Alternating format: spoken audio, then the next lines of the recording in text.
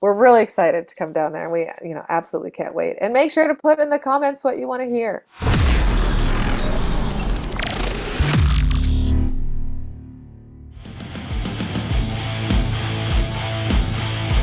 Thank you so much for joining me today, Brittany. It's got to be exciting. The album's been out for a week now. How's it kind of feel to finally have that kind of out to the world? I know the build up to it's kind of been a while, but now it's finally out there. People can finally listen to it. How are you feeling about it all? Great. Yeah, it is really nice to have it out there finally because we've had it for almost a year now. And it's just kind of been like, and we've been writing it since 2021. And the idea of it was in my head even before that. So it's just, yeah, it's been a long haul. I'm excited for it finally, yeah, to be out there and for everyone to get to listen to what we've had in our hands for so long. And it's crazy that you mentioned you've been writing it like 2021, thought about it even prior to that. We've kind of like AI and everything becoming such a big thing in the last 18 months, I want to say. It's kind of really taken the Mhm. world by storm. I think everyone knows what a chat GBT is or Yeah. the art and everything. So it's kind of like you're almost predicting the future in that way. How did it feel after kind of writing the album and you being sitting on it and then seeing all this stuff happen in the world? Was it kind of like, huh, I predicted it, or it's kind of like, oh wow, what I was kind of writing about is coming true. This is kind of scary. Well, I mean, it's just it's always kind of been the future. Mm, We've been watching movies about it for years, yeah. since the 80s, probably earlier than that. I mean, when did Metropolis come out, right? So Yeah. it's always been our thoughts of the Yeah. future. Like you ask anyone what makes a place futuristic, it would be like, yeah, robots walking around doing mundane tasks. So it was just kind of, it was me writing a story that's been told a million times and putting my own little spin on it. So, Yeah. and honestly, like I didn't expect it to come out at a time when AI would be such like a controversial, like crazy hotbed of madness. I actually probably would have preferred if it hadn't been like that, Yeah. but it is what it is. Look, it's one of those things that kind of it's good in a way because it kind of shines a light on people. Like you said, it's been around forever. Like the Terminator was early 80s, and that's the big scary, oh no, AI is going to kind of kill us all type of thing. So Oh it's yeah, definitely yeah, definitely nothing new. But speaking about that, do you take many inspiration from films when it comes to writing your stories? absolutely. I mean, that's, a lot of it Yeah. is from films and video games and comic books and books and just kind of, uh, like pop culture in general. So, Apex and Abyss, the albums before this, they were inspired by Mm. like Willow and the East. Oh my God, I can't even think of the name of it right now. A few comic books that I've loved reading for a long time, and this is no different. Exactly, it's all movies and comic books and video games. Really, I don't have any original ideas. What do you think I Yeah. am? I totally get it. I'm the exact same when I write. I can't write about personal stories, but writing about sci-fi stuff or old things in the past, I don't know. It's just that extra little bit of fun to kind of delve Yeah, into your own way fandom. way more fun. Yeah, Yeah. I live I live daily life all day long. I don't need the mundane kind of stuff. Let me take me away from here. As far as away as we can possibly go. Yeah, and it shows, and it's great, and it shows in the artwork as well. I've got to say, I love the artwork on every album you guys do. Do you have so I should have checked this beforehand, but do you have the same artist for each album, or have you kind of changed it up each time? No, it's been someone different actually for the last three records, and we worked with the same guy for the first three, and Hmm. then things happened, and you can look his name up, Google him if you like, and then so we got someone new for Apex, and he was awesome, and we loved what he did, and he totally like took our concept and just knocked it out of the park. Yeah. And then he, when we went back to him for the second record, he's like, "Oh, I don't do album covers anymore." He's like, "I got a day job that I really love, and it just takes all my time." And we were like, "Damn it!" So then we found someone else, and he was great. He did the Abyss cover, and we were like, "Yes, that's super awesome." But in between there, we had Dusty Peterson do our EP cover, Mm. and so after Abyss, I was like, I really would like to go back to Dusty and see what he can come up with for this. I just feel like it could be a good Dusty cover. And so we went to Dusty and we were just like, hey, remember us? You did an EP for us a while ago. Um, do you think you would be into doing this? And he was like, absolutely. He's like, I don't know why you came to me for this record. That is not my style at all. He's like, but I'm here for it. So we were like, oh, okay, sweet, cool. And yeah, he just totally killed it. He did a great job. We gave him like an exact moment that we were looking to depict, which is like, the green and glass Glass. moment from the song. So, and he was just like, yeah, I think, I got this. So it was great. How important is the album art to you? And it's a big thing, I think, in a lot of power metals who would agree that the album art kind of needs to be like, because a lot of it is concept, and all your albums are concept albums, well, Yeah. at least the last three. But going through it, you kind of need the picture in someone's head. So when they listen to it, it just kind of paints the world a bit easier for. It's like a good book cover. Absolutely. No, it's extremely important. Even digitally, Mm, I'm on Spotify and I'm like, "Whoa, that's a cool album cover." Like, play that band, or it tells me about the band.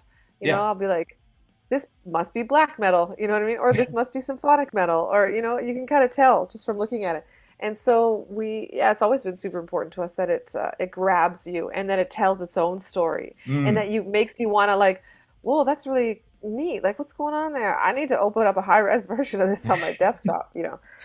That's really kind of what we're going for. We want it to grab you digitally because, we're that's what a lot of people listen to music on nowadays. But we also want it to be something when you hold it in your hands, you're kind of going, "Ooh, look at, ooh, what's that? What's that? What's that?" Like you're just yeah. kind of seeing all the details. So, gotta play to both strengths there.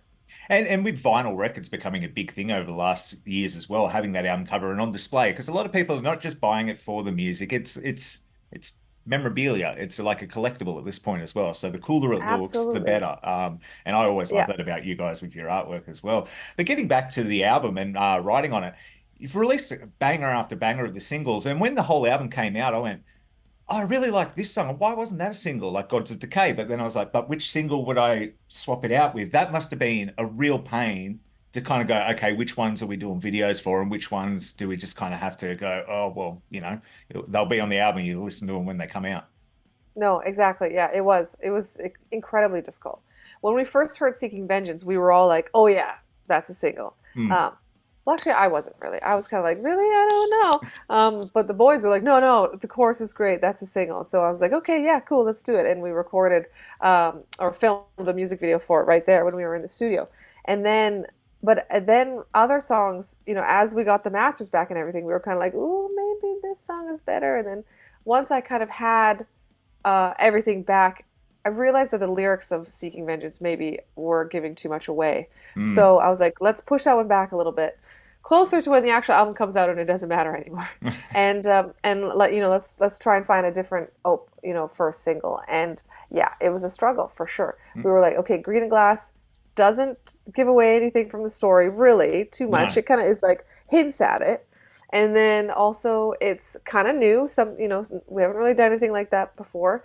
And then, but it's also still got a bit of that Apex Abyss vibe to it. So, that's kind of why we went with that one. But yeah, I fought for Gods in Decay big time. Yeah, But good. but I also really love the collective, and Hmm. yeah, it was just difficult. It was so tough, and it always is, and because they're all you love them all, right? At the end of it, so it's difficult. And you're spot on. I didn't even think about it because I guess Green and Glass was it was almost like you've picked up a DVD and you've just kind of read the back to get a bit of an idea of the story, but you have no idea about the plot twist. You don't really know about the characters. You're like, hey, here's his character and here's how his journey starts. And that's really what that song felt like. And the video as well really did paint the world, which I really appreciated. It was something I know there was a little bit of controversy about the whole, AI thing, but it works for a band like you. It's like Scar Symmetry do it too. They use all these things, but you're at the end of the day, you've got roots in sci-fi. It just kind of feels like, you're showing it. Like this album does talk about the darkness of, this kind of thing. So, kind of, I don't know. Maybe people didn't see the bigger picture at the time. Right. No, and it's not necessarily that it's just that it's AI in general gets Mm, people riled up. It doesn't matter what you're doing with it. The second you mention the word, you're kind of you've ticked flipped a switch for someone. So, we get it. It is what yeah. it is. You can't win them all, and you can't change people's opinions, and we're not going to try, and we're also not going to engage because it's just like whatever. Yeah. People are always going to find something to get angry about. Like always, there's going to be something that people are upset about. So yeah, it's just, it was just a creative choice. We were writing an album about AI, so we thought Yeah. it was cool to use it. And, we we compensated the artist whose artwork, catalog we Mm. used to train the model. So, um, the things that get people up in arms are just things that we can't fix. And So, look, you should never try to. Think about back in the 60s, they used to march on the streets in America because men had long hair. Like someone's always going to be upset about something. In 5 years' time, people are going to look back at that and go, "Oh, that was weird. That was a controversy. It's not even going to be a thing in the future." So yeah, you take hope it out so. as a bit of a stamp in history. But getting back to the Australian tour, I am absolutely stoked you guys are coming down because I was actually at Wacken last year and I saw you guys got announced. I'm like, damn it, I missed out because bands coming to Australia, it's not the easiest thing in the world. It's a bit of a long flight, and if you haven't done it Yep. before, I'm sure you're looking forward to that. But Yep. what are you excited for in this Australian and New Zealand tour? I know you don't have a lot of break days, but I see there's a little bit of a gap in there. Yeah, we added Perth in there to where we were supposed to have Oh a day yeah, off in Australia, and then the next day was going to be a day off in New Zealand, and then we played shows again. It was we were we had a lot of people that were like, no, Perth, and so we were like, put it in there. Well, we actually went to Hardline and we were like, is this going to be like logistically possible? And they were like, well, you guys are going to be exhausted, but we can make it happen. So we were just like, okay, let's do it. And so yeah, not much time off, but that's okay. We don't tour to have, I mean, we do tour to see the sights and get to do the fun things, yeah. but it's also about coming down and hanging out with you guys. So that's what we're there to do, and that's what we're excited about. And we just want to meet all of our Australian fans that have been waiting, and New Zealand fans that have been waiting for us for so long. So we're just excited to come play for everybody and have a party. Yeah, it's kind of thrilling that you're doing it. And mentioning Perth, it's funny, you see on some bands, every post in the comments has come to Brazil. If there's an Yeah, Australian tour announced, it's always come to Perth. I do feel come to bad for Perth. them, but it's always guaranteed. As soon as a tour gets announced, all the comments are going to be come to Perth. But they got their wish, and I'm glad they did because this is an opportunity that's rare, breaking into the market for the first time, and it's going great. Tickets are selling really well. I know you've sold out, I think, on all the VIP tickets as well. Yeah. I remember freaking out during pre-sale, getting the ticket for my wife and I, and my friend were like, "Oh no, the pre-sale sold out. We've got to wait for general public." So waiting to get in, it was exciting. It's cool to see a band that's never been here before, and it's like, let's not sugarcoat it. You're not a big pop band. It's not Taylor Swift. It's not anything like No. that. So you never know how a band like yours from Canada is going to do down here. But it's just kind of done tremendous. Like I know so many people that are so excited to see you guys. So was the That's reaction a great. little bit overwhelming to all that as well? No, I mean we're just so excited. It's like we've been trying to get down there since since Apex came out. We were Yeah, just like, wow. Australia, we gotta get down there. Let's go.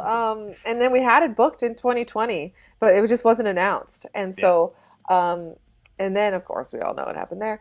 And then we've been trying to just get it, happening again since then. So we're just like so excited for it to finally happen. Honestly, we could play to 20 people and we'd Yeah. be totally fine with that. Like we're here, all you 20 people that have been waiting for us, we're here. That's it. That's all that matters. And we get it. We've done the grind, dude. Yeah. We played the first time we ever played Portland, which is like not even 8 hours away from us. We played to two people, Wow. and the other bands that were on the bill, and but we didn't give up. We were like, okay, the next time we come, those two people will hopefully bring friends. And you just keep going, you keep doing the grind. So we're not expecting it to be, sold out shows every night. Yeah. I mean, I'm sure the booking agent would really like it to be that. And we're gonna do our darndest, to push tickets up until the very end. But we're just here to have a good time, and it's difficult to get down there. So we're just gonna enjoy it while we can. Yeah. And what a story those two people that saw you at that show would have had. It almost would have felt like a private concert to them. It kind of reminded me when you're saying, oh, playing to two people, why Lemmy always sung with his head up because it didn't matter if he was singing to a crowd of 1,000 or a guy and his dog. He just wasn't looking at him. So it's funny.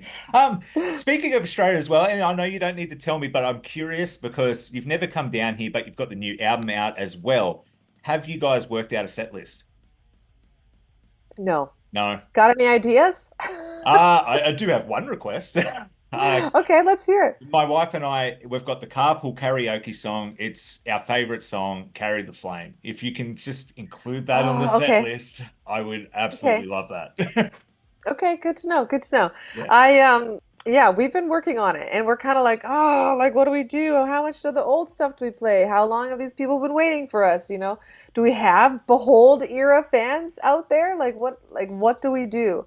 So it's been tough for Yeah. sure. But luckily, yeah, luckily it is the headline set, so we Mm. can do like I think it's something like 75 minutes to 90 minutes depending on the venue. Yeah. So we're gonna pack it in there. Sorry, not might not be able to talk too much. I'll just be like, "Hey everyone, how's it going? Sweet. Okay, next song, bye." You know, like because we're just gonna try and pack them in there. But yeah, I mean, if anyone wants to comment on this video or you know the posts when we post this, please tell us what you want to hear because we are struggling for sure with how much old and how much new and yeah.